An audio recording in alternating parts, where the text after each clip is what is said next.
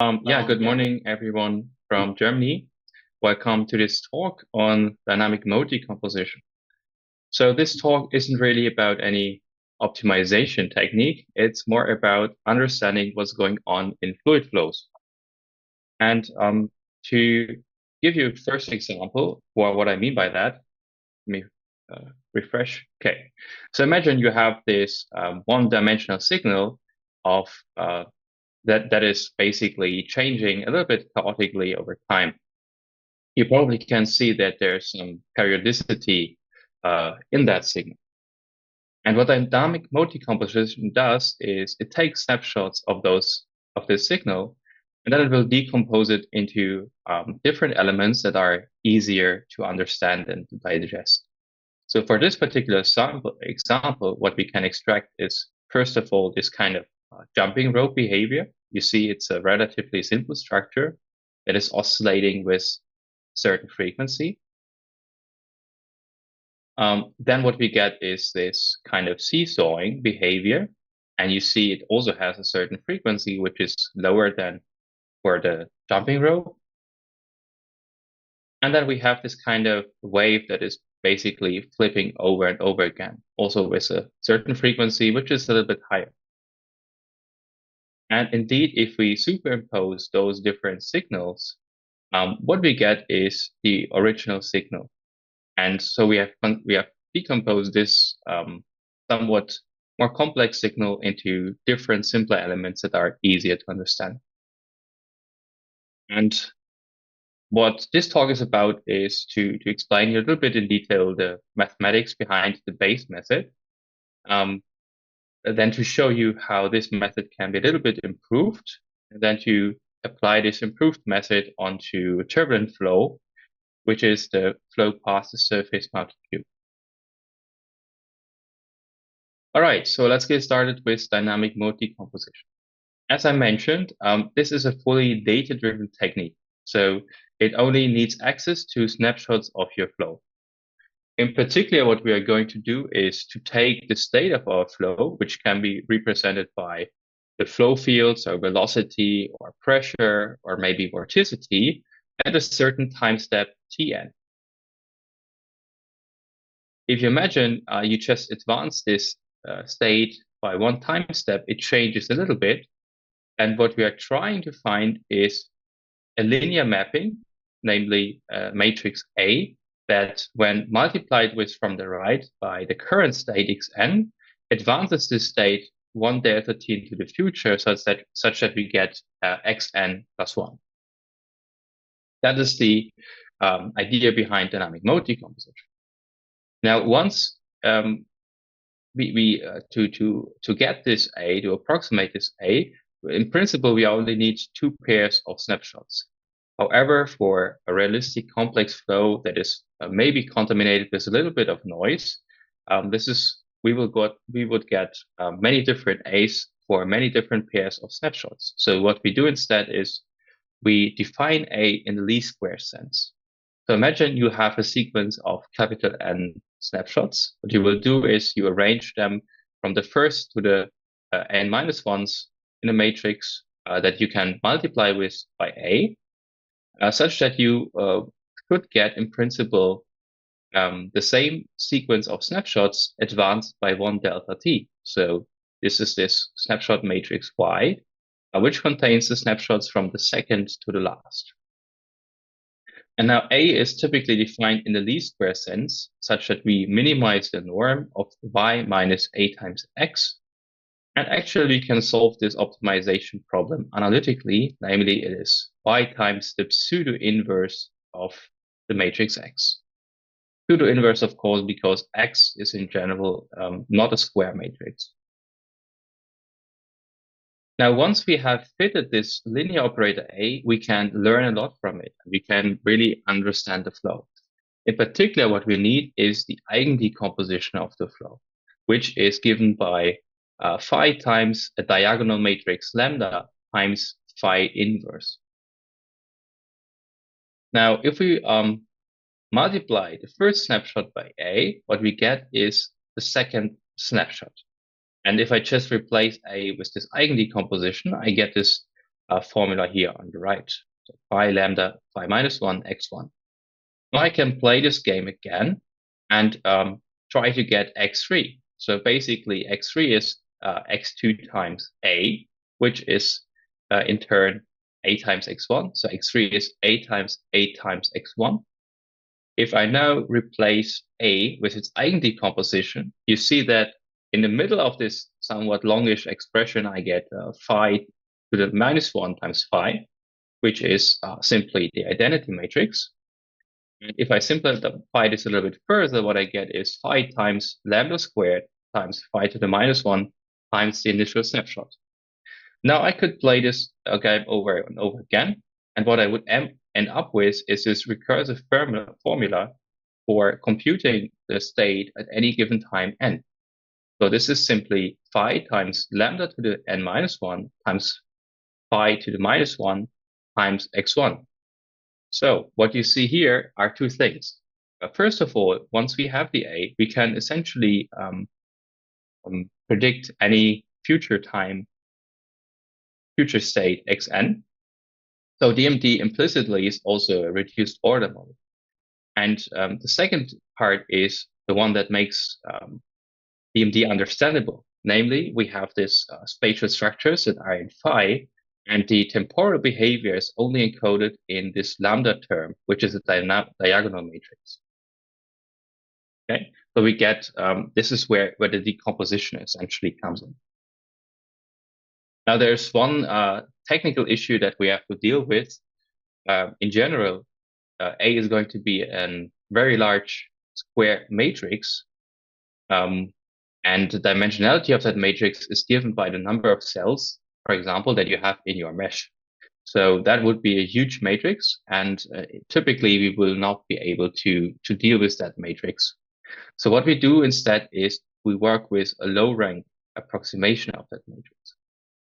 To compute this approximation, we will first take our snapshot matrix and factorize it into its singular value decomposition, which is U sigma V transpose. Now, the particular thing about those matrices is that U and V span the row and the column space, the column and the row space of X, and sigma is simply a diagonal matrix with scaling factors. So essentially, you can think of the columns of U as particular spatial structures of your flow. What we will do next is we only take a couple of those basis vectors in U, namely the first R ones, and we project our operator A onto the first R basis vectors. And of course, you can also plug in the analytical solution for A, which is Y times X inverse. And this is basically where the significant change in computation happens, because this A tilde is only going to be an R by R matrix. And R is typically a value that is much, much smaller. It's like, for example, in the order of 100. So this is a fairly simple matrix to deal with. And the only missing piece here is now to plug in the inverse of X, which can be straightforwardly computed by the singular value decomposition. And without going too much into detail, what is important to notice here is that if you look at this final result on the right, essentially we never explicitly have to compute or work with the original A, right? So this is something we want to avoid. And now we can analyze the eigendecomposition of this reduced A, which is simply V times lambda times V inverse. The lambdas are going to be exactly the same as for the original A, or at least as the non-zero ones of the original A. And the modes of the original A can be reconstructed by projecting the eigenvectors W onto the orthogonal basis spanned by U. Okay, so that was a little bit technical, but I think once you get into the linear algebra, it's fairly straightforward to understand. Now, this standard approach has a little bit of problem if you try to apply it to like real flows coming from simulations with resolved turbulence or experimental data. In particular, it will basically have a pure reconstruction accuracy, which is related to a high sensitivity to noise, where noise can be any nonlinearities or resolved turbulence, or in experiments, basically general kind of noise, measurement noise. And also it will be relatively sensitive to the size of the basis that you choose. All right. And what the core part of this presentation is how to improve this standard version of the DMD to make it more useful for flow analysis. And the first step is to just recall that given an operator, we can essentially predict any state xn based on the eigen decomposition or a truncated version of it. Here, basically, B is just an abbreviation of that encodes the initial condition. So it's simply phi to the -1 times the first initial snapshot. Okay. Now you can imagine I could use this formula and reconstruct all of the different states that I have in my data matrix. And this step is written out explicitly here in this somewhat longish matrix formula. So M here is the original data matrix. And what I get is essentially the matrix of the DMD modes times the diagonal matrix that has those initial conditions on the diagonal. And then the right matrix here is a so-called Vandermonde matrix. So this one simply has as column vectors the eigenvalues of the operator raised to some power. So for the first snapshot, it will be the zeroth power. For the second snapshot, it would be the first power. And for the nth snapshot, it would be the nth -1's power. Okay. So to write this a little bit more compact, we can say that our original snapshot matrix M is approximately equal to this formula phi times D times V lambda. And what we try to solve now, the way how we try to find our operator is by solving the following optimization problem. We try to minimize the norm of the difference between M and this recursive formula. Of course, this is a much harder problem to solve because in this V lambda term, we have the eigenvalues raised to many different powers. So this problem is nonlinear and non-convex. And the main novelty of this work is essentially that we use techniques from general machine learning and deep learning, like automatic differentiation and training validation splitting to avoid overfitting and to solve this nonlinear optimization problem. Now, to show you the difference of the advantage of solving this nonlinear optimization problem, I've taken a somewhat simple flow here for a common vortex street of the flow past the cylinder. If you go from the top to the bottom, you see this gamma value is some sort of noise level that increases. And this noise level is also time dependent. Now, what you see here in the upper row is the reconstruction error obtained by different methods. In the lower row, you see the confidence interval, which is obtained by running the experiment repeatedly because we don't want our experiments to be dependent on the random noise, right? And so for the mean reconstruction error in the upper row, you see for different contamination levels and different ranks, how various methods perform. So exact is the original DMD algorithm. Added is the new one, and a variable projection is an alternative algorithm to solve this nonlinear optimization problem. And what you see in general is that the adder method performs really well, and it's also really robust. So the reconstruction error is not the only thing. What we are mainly interested is essentially that we get the right dynamics. and the dynamics are encoded by the eigenvalues, if you remember. So what I have done here is to show the top 5 eigenvalues from left to right for different contamination levels. The white circle marks the true eigenvalue as a reference. And what you see is that typically the exact DMD, indicated by the green crosses, it tends to place the eigenvalues closer and closer inside the circle as we go up with the contamination level and the number of the modes. So for example, if I go to this row with gamma 0.2, you see that the first one is still captured quite well, second one is still okay. And as we go to the last one, the eigenvalue is more and more mispredicted.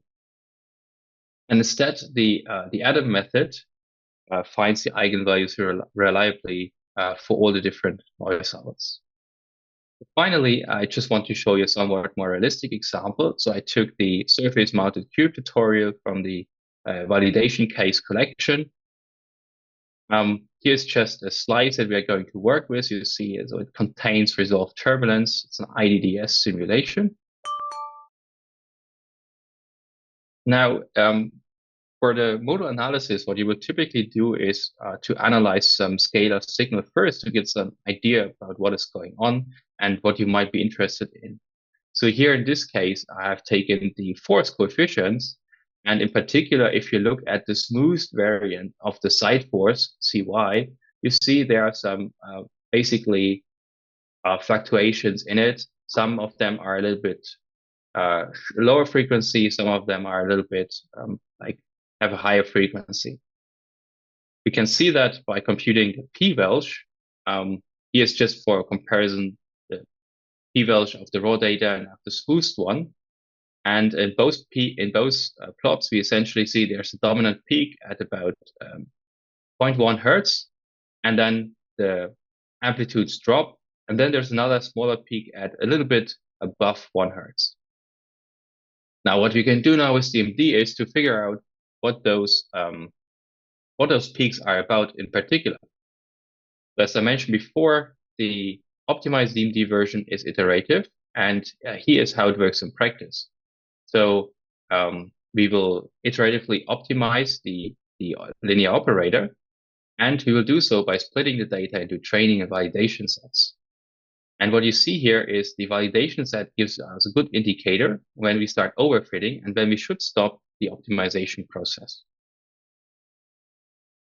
Now, looking at the dynamics on the left side for the optimized DMD, you see there are much more pronounced peaks. And you see basically there's a really strong peak, the most dominant one at 0.1 hertz. And there's also another one at slightly above 1 hertz. Now we can first look at the spatial patterns at those frequencies. And the first one you see is quite a large scale, spatially speaking, a large scale pattern. And you will probably recognize this as vortex shedding if you have seen this kind of methods before. The second structure is more fine scaled. And to understand them a little bit better, we can also animate them. And you see indeed that the first one is a relatively slowly changing large-scale vortex shedding. Whereas the second one is related to vortex shedding at the leading edge and oscillations created here in the shear layer.